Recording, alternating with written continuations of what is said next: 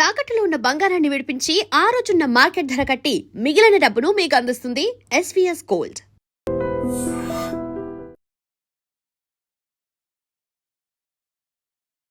అందరికీ నమస్కారం. Welcome to healthy conversations with IT media.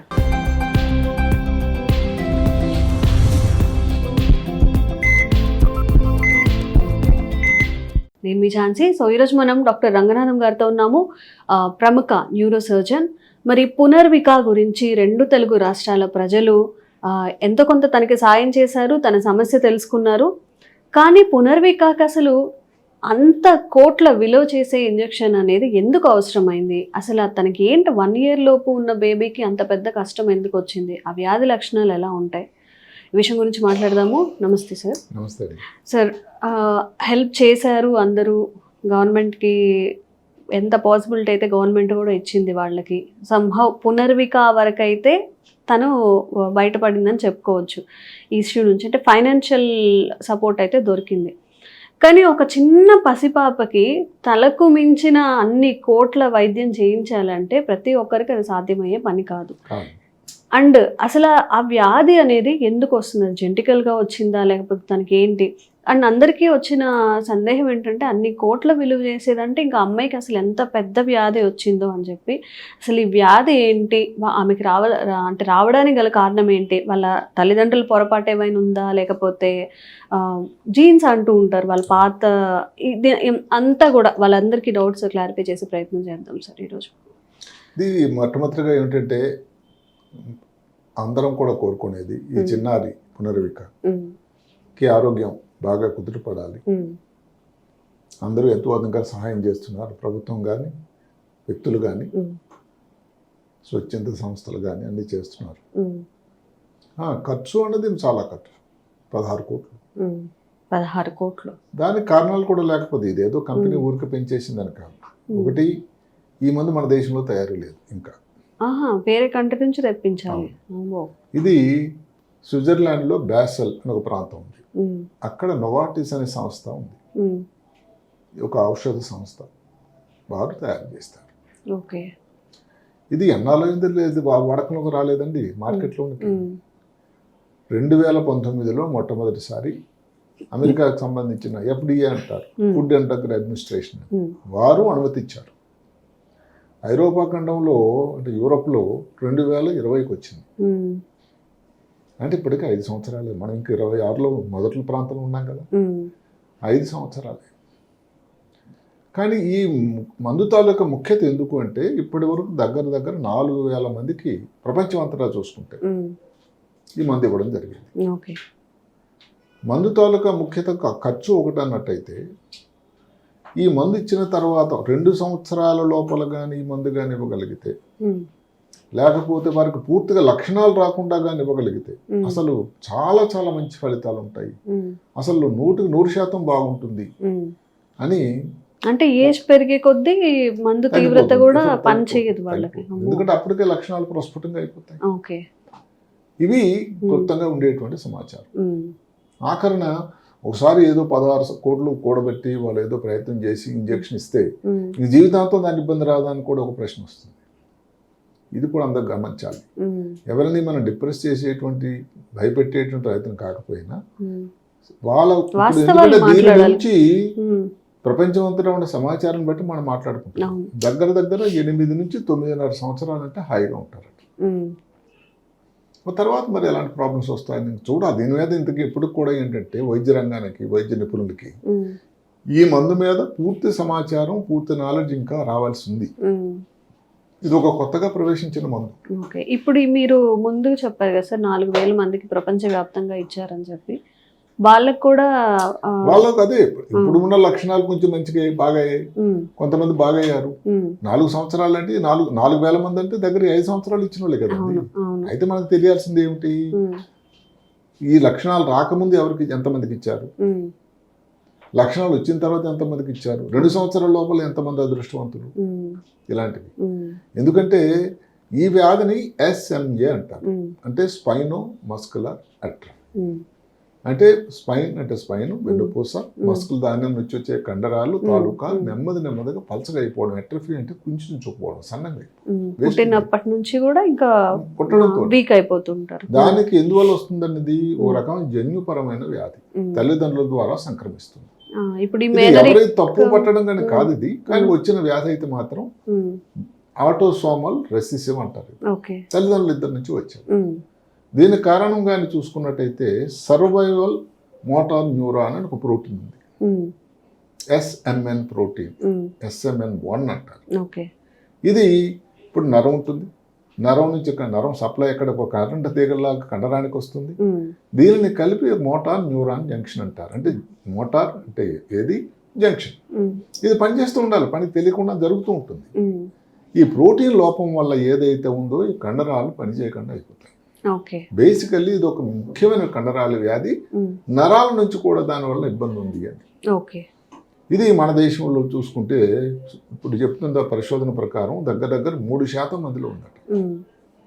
అంటే భారతదేశంలో ఉన్న 140 కోట్ల మందిలో దగ్గర 34,000 మంది ఉన్నారు. అయితే ఇంకా అందులో కూడా మనకు తెలియాల్సింది ఏంటంటే ఈ లక్షణాలు ఏ సమయంలో పడచూపి ఉన్నారు అని.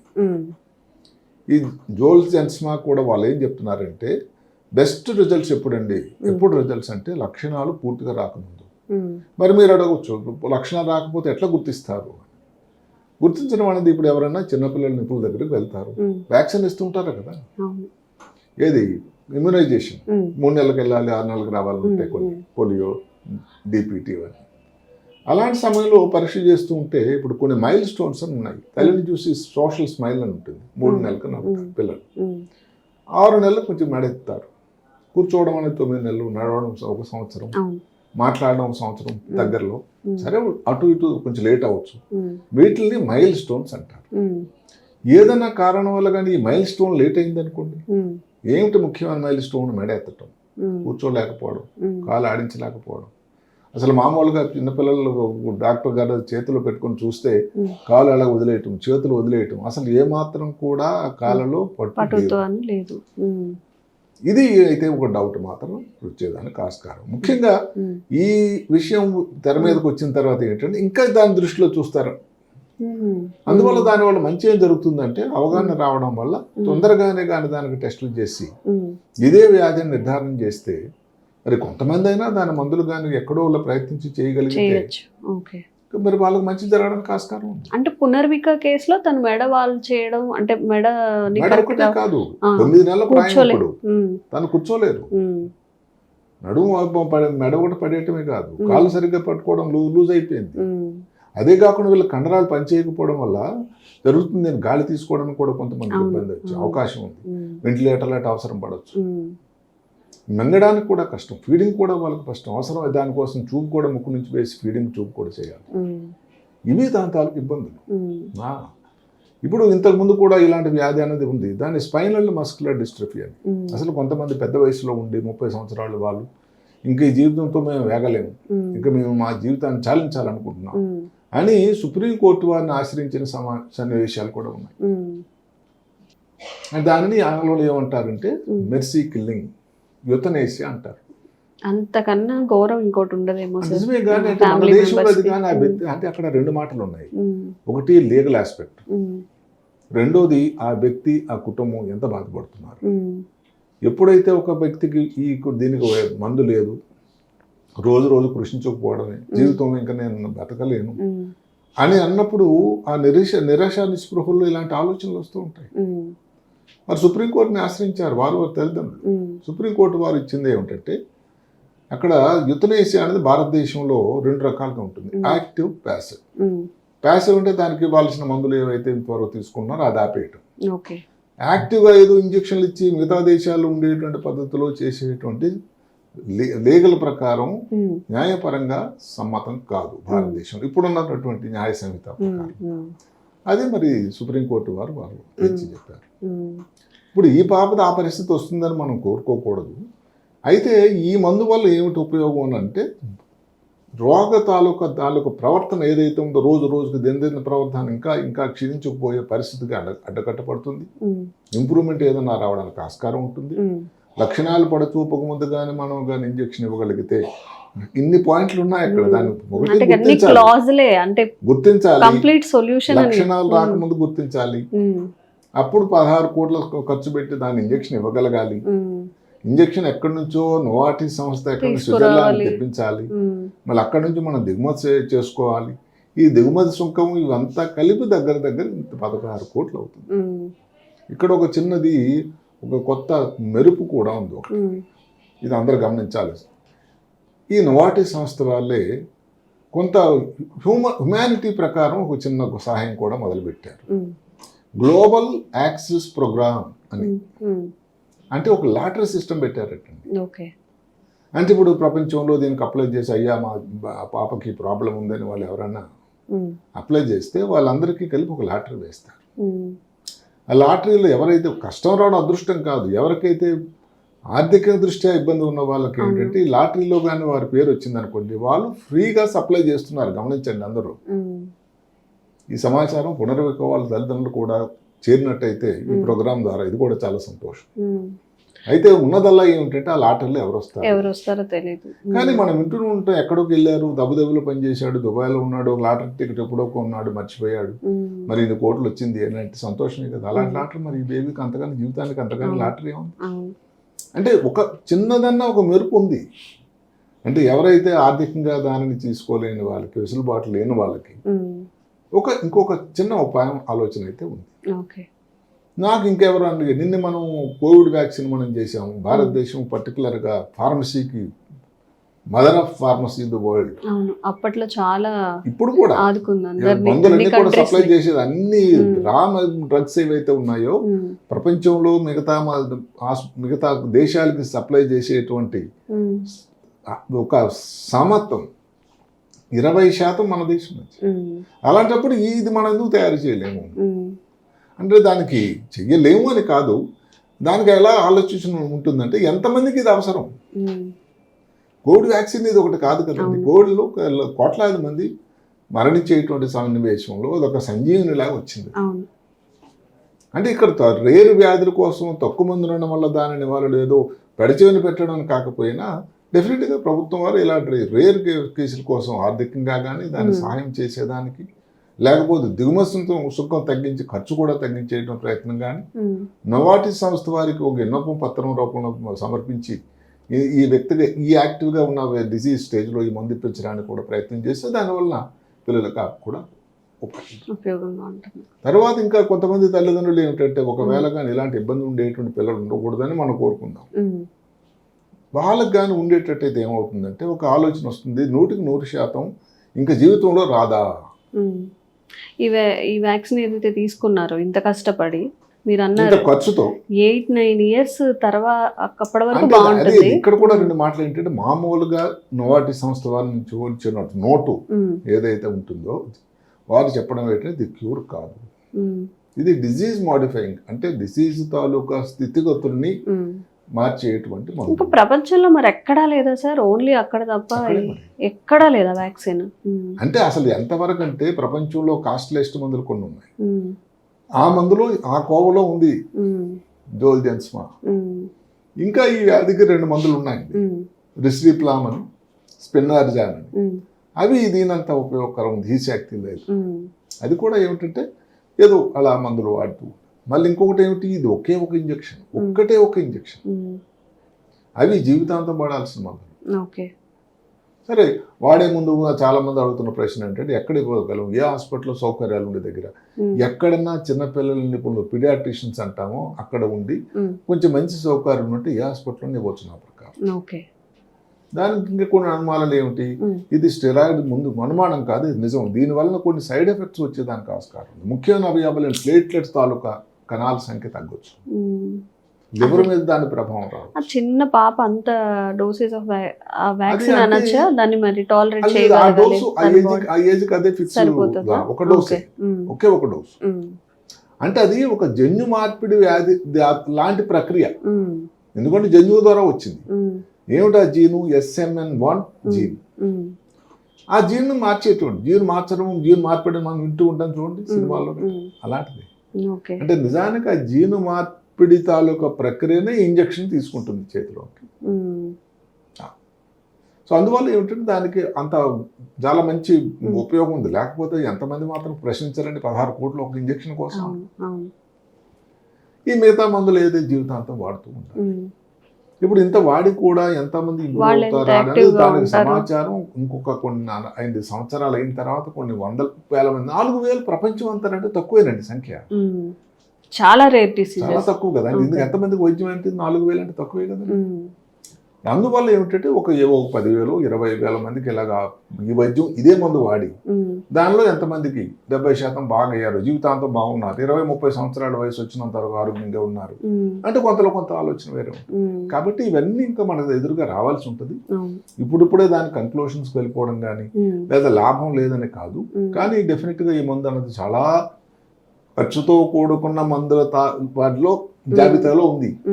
ఇప్పుడు ఎస్టిమేట్ చేసి కూడా చెప్పలేమా సార్? ఇప్పుడు ఈ ఏజ్ కి 9 years వరకు ఉంటారు, తర్వాత మందులతో నడిపించవచ్చు. అప్పుడైనా అంటే 4,000 మందిలో మనకి ఇంకా కావాల్సింది ఇందాక ముందు నేను చెప్పినట్టుగానే ఇది ఎవరు ఎంతమంది ఏ ఏజ్ లో ఉన్నారు, ఏ స్టేజ్ లో మందు ఇవ్వడం జరిగింది, అప్పటికి వాళ్ళ లక్షణాలు తాలూకు సముదాయం ఎలా ఉంది, ఇవన్నీ విశ్లేషణ కావాల్సి ఉంటుంది. అది వస్తుంది కొన్నాళ్ళు. ప్రస్తుతానికి ఆ సమాచారం మనకు లేదు కాబట్టి మనం ఊరికే తప్పుడు సమాచారం అందజేయడం కానీ, మనం ఇంకా ప్రాథమిక దశలో ఉన్నాం. అంటే దాని గురించి ఇన్ఫర్మేషన్ 5 సంవత్సరాలే. ప్రపంచం ఇంత జనాభా ప్రపంచంలో 4,000 మందికి మందు దొరికిందనంటే ఎంత కది. అది కాకుండా ఈ మందు 50 దేశాల్లో ఆల్రెడీ లభ్యంగా ఉంది. అంటే దొరికేది మాతృ సంస్థ అయితే నోవార్టిస్ అయినా కూడా మిగతా దేశాల్లో కూడా వాడిన సన్నివేశాలు ఉన్నాయి. అంటే 50 దేశాల్లో వాడకంలో ఉన్నటువంటి మందుకి 4,000 మందికి మంది ఉంది ఇప్పటి వరకు. అందువల్ల దానికి ఇంకా విశ్లేషణ చేయడం అనేది చాలా సమయం పడుతుంది. ఇంకో కొన్ని కేసు పేషెంట్లకి దాన్ని వాడిన తర్వాత దాని ఉపయోగం చూసుకోవాలి. తర్వాత ఈ పునర్విక గురించి ఏమిటంటే ఒక మీడియా ద్వారా ఆ పాపకి ఉన్న ఇబ్బందిని గుర్తించారు. ఎక్కడో చిన్న టౌన్ పట్టణం కర్నూలు పట్టణంలో చిన్న ఏదో ప్రాంతం చేసుకున్న వాళ్ళ నాన్నగారు అది మీడియా దృష్టిలో పట్టడం, మీడియా ద్వారా దీన్ని తెరపైకి తీసుకురావడం. ఇలాంటి పిల్లలు లేరా అంటే దాని ప్రశ్న కూడా ఆన్సర్ మన దగ్గర లేదు. ఎందుకంటే దాని జాబితా రెడీ అయినంత వరకు ఏదైతే ఉందో ఇది లేరు అని చెప్పడానికి మనం కూడా స్ప్రెడ్ చేయలేము. ఇప్పటి వరకు చేయడం కూడా కరెక్ట్ పద్ధతి కాదు. ఇప్పుడు ఏంటంటే మన దగ్గర ఉన్న దీన్ని బట్టి ఈ పాప గురించి ఈ ఉన్న ఇబ్బందులు ఇప్పటి నుంచి ముందు మీకు అవగాహన పెరిగి ఎక్కువ మంది తొందరగా చిన్నపిల్లల డాక్టర్లు గారు గుర్తించి కానీ తల్లిదండ్రులు కానీ మా పాప తలెత్తట్లేదు అంటే అందరికీ వచ్చింది ఇదే వ్యాధి SME అని కాకపోయినా ఒక అనుమానం అయితే ఉండొచ్చు. డాక్టర్ దగ్గరికి వెళ్ళేది ఏదో ఆ పాపకు వచ్చింది పునర్విక లాంటి ఇబ్బంది ఏం కాదు కదా డాక్టర్ గారు, మేము భయపడుతున్నామని చూసి ఆ డాక్టర్ గారు కూడా క్షుణ్ణంగా పరీక్ష చేసిన తర్వాత ఒక నిర్ధారణకు వచ్చి చేసినట్టయితే దాని ఉపయోగం. పునర్విక తన పేరులోనే ఉంది. మామూలుగా మనం అంటుంటాం పునర్జన్మ లేదా పునర్నవి అనే కొన్ని మెడిసిన్ రూపంలో ఉన్నవి కానీ అంటుంటాం. మరి తను మళ్ళీ జన్మించినట్టే ఈ వ్యాక్సిన్తో తనకు కొంచెం రిలీఫ్ అయితే వచ్చే అవకాశం ఉంటుంది. అండ్ తను కూడా హ్యాపీగా ఉండాలి, అందరి చిల్డ్రన్స్ లాగా అందరికి ఉన్న లైఫ్ తనకు కూడా ఉండాలని కొంతమంది ప్రశ్నలు అడిగారంటే 9 నెలలు అయిపోయింది కదా, తర్వాత ఆల్రెడీ ఈ లక్షణాలు ఆల్రెడీ ఉన్నాయి కదా. సో వాళ్ళ శాస్త్రం ప్రకారం కానీ లక్షణాలు పూర్తిగా ఎంత ప్రస్ఫుటంగా ఉండకముందు ఇస్తేనే బాగుంటుందని చెప్పిన తరుణంలో 9 నెలలప్పుడు పునర్వికాకి ఎంత ఉపయోగం ఉంటుంది. ఇవన్నీ ఇఫ్ బట్స్ అని ఇంగ్లీష్ లో మాట్లాడుతాయి. ఇప్పుడు ఆ పాపకి అది ఇవ్వడం వల్ల ఏం హాని రాకుండా చూసుకోవాలి, ఏం కాంప్లికేషన్ రాకుండా కోరుకుందాం, దానికి వచ్చే బెనిఫిట్స్ అన్ని తనకి రావాలి. ఇప్పుడు ఇక్కడ ఈ రెండు తారీజ్ బేరీజ్ వేస్తే మంచి లేకపోతే దానివల్ల సైడ్ ఎఫెక్ట్స్ కాకుండా ఎక్కువ కాంప్లికేషన్ ఎక్కువ డిస్కషన్ పోతే ఇంకా వచ్చిన ఉపయోగం ఉండదు. కాబట్టి అందరూ ఒక పాజిటివ్ దృక్పథంతో ఈ పాప తాలూకా పేరు కారణాంతరాల వల్ల ఏదైనా కానీ ఒకసారి మీడియా తెరపైకి వచ్చిన తర్వాత ఈ మందు అంది అది దాని ఉపయోగం పూర్తిగా ఆ పాపకు చేరుకోవాలని మనం అందరం కోరుకుంటాం. మా అందరి తరఫున కూడా మీడియా ఒక విధంగా తనకి చాలా మంచి చేసినట్టే ఈ కేసులో. సో తను మళ్ళీ మంచిగా అవ్వాలి, తనకి నార్మల్ లైఫ్ అంటే పిల్లలతో కంపేర్ చేస్తే తన ఏజ్తో ఎలా ఉంటుందో ఎన్నో సందర్భాలు అలా ఉండాలని కోరుకుందాం. సోషల్ మీడియా తాలూకు ఉపయోగం కూడా కొంచెం గొప్ప దాని ఇబ్బందులు ఏ దేనికైనా కానీ నాణానికి 2 వైపులు ఉండేటట్టుగా లేదని చెప్పలేము. కానీ ఇలాంటి విషయాలు తప్పకుండా సోషల్ మీడియా చాలా చాలా ఉపయోగమైంది. ఎక్కడ కర్నూలు ఎంతమందికి హైదరాబాద్ నగరంలో ఇన్నిసార్లు ఇంతమంది దాని గురించి ఆ పాప గురించి డిస్కస్ చేస్తున్నారంటే అదంతా కూడా ఆ ఒక్క మేజర్ ఇష్యూ, అది social media Mahima. Thank you so much sir. నమస్తే. Sir, one life lesson what medicine has taught you. whatever you can do without expecting. But I really believe మన పాజిటివ్ యాటిట్యూడ్ ఉంటేనే మనం ఏదైనా సాధించగలం. గట్ని మనం కరెక్ట్గా deal చేసినట్లయితే అది మనకి పాజిటివ్ హార్మోన్స్ని రిలీజ్ చేస్తుంది. షుగర్ వచ్చిన వాళ్ళ పరిస్థితి ఏంటి? పొట్ట దగ్గర పెరిగితే దాన్ని ఆండ్రాయిడ్ అంటారు, ఆండ్రాయిడ్ ఫోన్ కదా. అసలు థాట్స్ ఎందుకు వస్తాయి? బ్రెయిన్ డెడ్ అంటే దానికి ప్రపంచం అంతా కూడా కొన్ని నిర్దిష్టమైనటువంటి లక్షణాలు ఉంటాయి. మానసికంగా ధైర్యంగా ఉంటే క్యాన్సర్ జయించవచ్చు. You are a doctor for a cause sir, అంతే. వాళ్ళకి వచ్చిన ఆదాయం కాకుండా ఫ్రీ సర్వీస్ ఎంతమందికో చేస్తారు.